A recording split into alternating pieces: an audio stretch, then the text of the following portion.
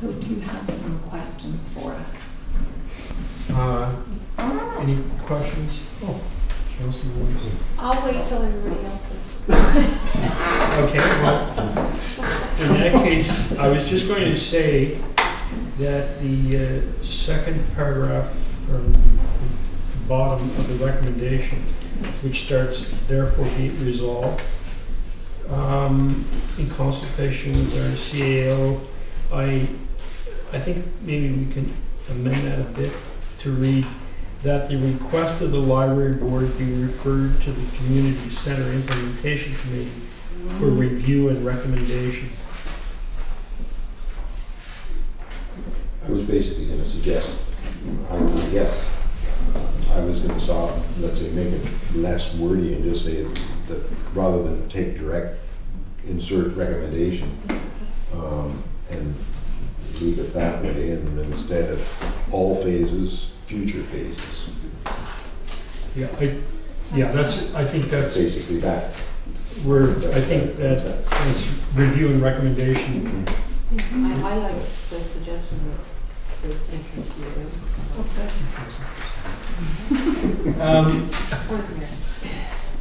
Does anybody else have any comments on this?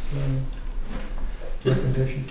Question, on page 21 you say you develop a relationship with the museum and archives to explore partnership possibilities. Is that been formalized, or are you still in the works? We haven't begun that, but we have our board has resolved. That's one of the recommendations that was put forward by Flory with this report, was to initiate discussions with the museum and archives. So that is something that we have agreed to do. We haven't actually done it yet, but yes. Seems to me that makes a lot of sense. Yeah. It would seem to me to make sense to perhaps include BIAC in that as well. All three organizations could perhaps share certainly some facilities and perhaps staff. I think definitely would be part of it if the library was part of the implementation committees. I think that would definitely be, it would happen anyways to discuss with BIAC. I mean, I think BIAC is a larger player at this point in the community center project than the museum and archives are. But so we were hoping to sort of engage the museum and archives to see where they were heading. We have an idea that they might be interested in looking at some synergies and some working together. I certainly know that there are other libraries that house their local museum and or archives, not museums so much, but house their local archives. And it's certainly something we're considering in terms of shared space, but also staffing, because our local archives, I think their biggest challenge is staffing. And so the access to the archives is fairly limited because they don't have the staffing. Whereas the library is open 6 days a week, and I know Seashot Library, for example, has their archives housed in their library itself, and they may not have archive staff there, but the library staff is able to provide access to the public. Maybe not do the archiving work, but actually provide access. So we definitely see it as a possible partnership, so we'll talk to them for sure. Makes sense. Couple of questions. I get a lot of questions from people saying, you know, is the library really going to, our library is really going to grow in size given the technology and e-books and that kind of stuff. So I didn't see that addressed in because again, it's something you're looking at trends. Of course, nobody can answer. In the world of technology, everything is so up in the air. But my own feeling, and from what I read in the library literature, is that library buildings are continuing to grow. They're just developed differently. So they aren't stacks and stacks and stacks of books, but there are learning commons. So a lot of libraries are moving to that model where you have a lot of space allotted for small groups or individuals to work on their own computers or to have Wi-Fi access and to have the resources of the library and the staff who can instruct you on how to use digital collections, how to download ebooks, how to whatever available there. And that the role of the library simply as the gatekeeper to a vault of books has changed significantly, even in the development of DVDs, from all the things that libraries have changed. And I think libraries will continue to do that, that the important aspect of a library is that it is the free and public access to information and to resources, whether they're physical book resources or whether they're digital, and that the staff is there to direct and guide you and to help you siphon through the huge world of information. And then literacy in the technological literacy. I mean, there still are people who are on the margins and don't have access to technology and don't know how to use it. And certainly everything is moving in that direction. So if you don't know how to access technology or don't have it at your home, where are you going to find the government information that you need? How are you going to know about the municipality's survey if you don't have access to the internet? So I think libraries still see themselves as that role in the community to provide the access to information and to learning, lifelong learning, beyond just the stacks of books. And so far, I don't see any libraries shrinking their spaces. They're growing their spaces. Quite remarkable, actually, to look at the libraries that have been built even locally in the last 5 years, and none of them are smaller than their predecessors. They're all bigger. There was also an article, I think, in the Globe and Mail this weekend. Was it? It was a few weeks ago. I didn't see one this 2 weeks. weekend. Maybe it was 2 weeks ago. Yeah. About the growth, the need and growth of libraries. It's kind of interesting. So I noticed in the report a reference to the Bowen Island Public Library Foundation. Does that exist? Yes, it does. Has it got any money? And not much. We do have a foundation. It's a charitable organization. And we receive a few donations made to the foundation. Sometimes donations come directly to the library and sometimes they come to the foundation. The foundation can issue a tax receipt, as can the municipality on our behalf. We received a donation last year of $5,000 to the foundation, specifically from a patron. One of our goals in receiving this report was to fire up the foundation and try to bring in some other outside members to work with the foundation on kind of fundraising campaigns, but hopefully in concert with a community center. We don't want to go off doing a separate stream of fundraising when there is a large fundraising campaign going on for the community center.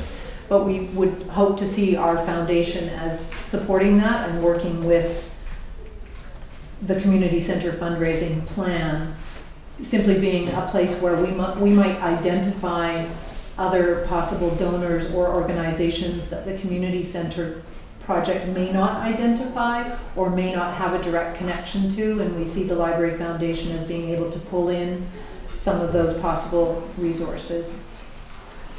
And two more questions. In the provincial study that's referenced in here, did they give people a set of standards and say, how do you measure up to these? I mean, how was the data gathered? Because everybody said they had inadequate public space and inadequate space for collections. Well, you've only got inadequate space for collections if your collection is supposed to be a certain size. So were there any statistics or standards given that? I don't think there was in the BCLTA. No, I think they did a survey. I think wasn't that based on the survey that they did last year to all libraries, and so I think they were kind of we based our report partially on the statistics that Flory was able to get and looking at how other jurisdictions, but we also just did it on sort of our community size and demand and how many books you have to unshelve in order to shelve new books. So it was kind of a combination. Yeah. And then I guess it's the last question, the 2,500 square feet that Flory's referring to is just the main floor of the library, right? That's correct. So I know there's been conversations or some thoughts in the past about going upstairs and having the offices upstairs and even a book dumb waiter for running up for the books and using that for sorting. I mean, have you looked at the possibility of having the whole of that building, I guess, as to whether it's viable or not? Yes, we have. And we've thought about that for a long time, the upstairs space, and have been talking to Metro Vancouver in the hopes that the parks people might be moving out. There's a lot of issues, and that we haven't. Flory was not tasked to do an in-depth analysis of what short-term other solutions there might be, or look at renovation ideas. I know Councillor Dunst viewed the upstairs with us, as did several of our board members, and I'm not an expert in construction by any means, but we very much look at the space. It's quite cramped. It would need a fair amount of renovation work. The stairs are not up to code, so if you were using it for anything other than staff, you couldn't really use it for public space.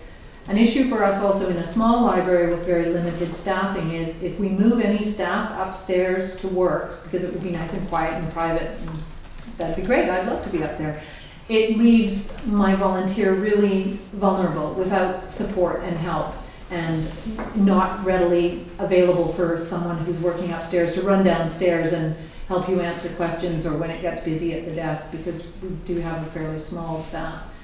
And the space upstairs is really only about another, well, I don't know what the square footage is, but it's chopped up into a lot of small rooms and sloping ceilings. I think it could be a short-term solution, but I don't think by any means it's the long-term solution. And it would be a huge cost to renovate, Yeah. huge cost. And it has a leaky roof. And it has a leaky roof. And it has a leaky roof. And it would require Metro. Someone is not leaking right now. It would require that Metro would relocate somewhere, which is, my understanding is that has been on the books since the municipality became a municipality, and there's been no movement. So I don't really know the viability of creating movement. Maybe we could And develop. Pardon me? Maybe we could develop behind the library. Oh no, there's some trees there. Sorry. Some tree. A few hairs. Sorry, go ahead. I also, just to address your question, Allison, about statistics and how we figure out shelf space and whatnot. It's based on, first of all, volumes per capita. So libraries have collection sizes based on how many people live in their communities. So right now, our volumes per capita are 5 per capita, and the 14 communities that we looked at range anywhere between 4 and 7 volumes per capita, and we're at 5. The goal is for Bowen Island to get to 6 based on its population, which would be an increase in collection size. Then they take the collection size and they do volumes per square foot, so how many books you have on each shelf, because clearly, you know, when you talk to librarians, they want to have the shelf 2/3 full. They need to be able to have a certain amount of space so you can access the books easily, so you don't want to cram every shelf full from end to end. And so there is this volumes per square foot number that we look at for collections. Right now we're at 23 volumes per square foot.